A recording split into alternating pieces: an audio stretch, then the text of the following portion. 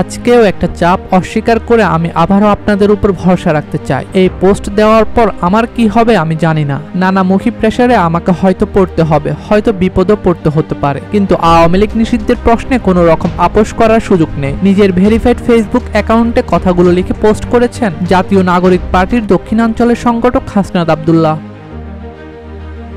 পোস্টে তিনি আওয়ামী লীগের ফিরে আসার সমঝোতা করতে ছাত্র নেতাদের উপর চাপ প্রয়োগ করা হচ্ছে বলে অভিযোগ করেছেন। হাসনাত আব্দুল্লাহ জানান, তিনি সহ আরো দুজনের কাছে ক্যান্টনমেন্ট থেকে এই পরিকল্পনা উপস্থাপন করা হয়। 11 মার্চ দুপুর 2:30টায় তাদের প্রস্তাব দেওয়া হয় আসন সমঝোতার বিনিময়ে যেন তারা এই প্রস্তাব মেনে নেয়। তাদের বলা হয় এরই মধ্যে একাধিক রাজনৈতিক দলকে এই প্রস্তাব দেওয়া হয়েছে, তারা শর্ত সাপেক্ষে আওয়ামী লীগ পুনর্বাসনে রাজি হয়েছে।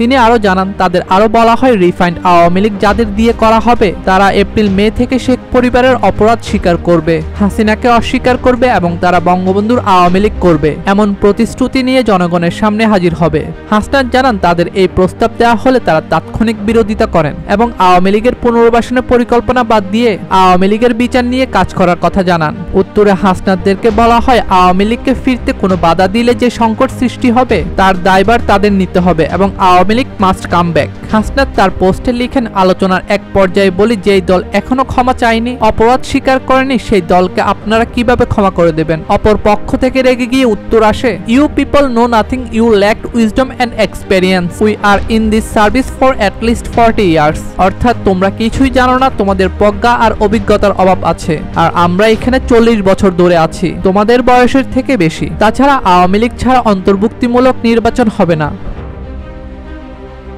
এর উত্তরে হাসনাত জানান, আওয়ামী লীগের সঙ্গে কোনো ইনক্লুসিভিটি হতে পারে না। আওয়ামী লীগকে ফেরাতে হলে তাদের লাশের উপর দিয়ে ফেরাতে হবে। আওয়ামী লীগ ফেরানোর চেষ্টা হলে যে সংকট তৈরি হবে তার দায়ভার আপনাদের নিতে হবে। পরে মিটিং অসমাপ্ত রেখে তারা চলে আসেন। এরপর হাসনাত তার পোস্টে জুলাই আন্দোলনের সময় কিছু কথা তুলে ধরেন এবং জানান 5 আগস্টের পর বাংলাদেশে আওয়ামী লীগের কামব্যাকের আর কোনো সুযোগ নেই, বরং আওয়ামী লীগকে অবশ্যই নিষিদ্ধ হতে হবে।